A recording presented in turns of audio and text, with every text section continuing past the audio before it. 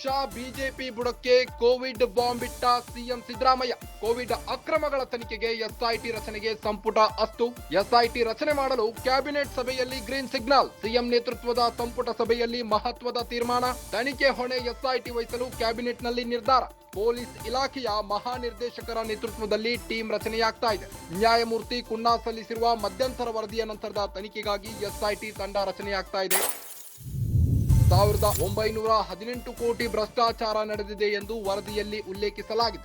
ಇನ್ನು 2019, 2020, 2021ರಲ್ಲಿ ನಡೆದಿದೆ ಎನ್ನಲಾದ ಕೋವಿಡ್ ಹಗರಣ ಬಿಜೆಪಿ ನಾಯಕರಿಗೆ ಸಂಕಷ್ಟ ತಂದಿಟ್ಟ ಸಿಎಂ ಸಿದ್ದು ಹಾಗೂ ಡಿಸಿಎಂ ಡಿಕೆ ಶಿವಕುಮಾರ್. ಬಿಜೆಪಿ ಬುಡಕ್ಕೀಗ ಕೋವಿಡ್ ಬಾಂಬ್ ಇಟ್ಟಿದ್ದಾರೆ ಸಿಎಂ. ಕೋವಿಡ್ ಅಕ್ರಮಗಳ ತನಿಖೆಗೆ ಎಸ್ಐಟಿ ರಚನೆಗೆ ಸಂಪುಟ ಅಸ್ತು ಎಂದಿದೆ.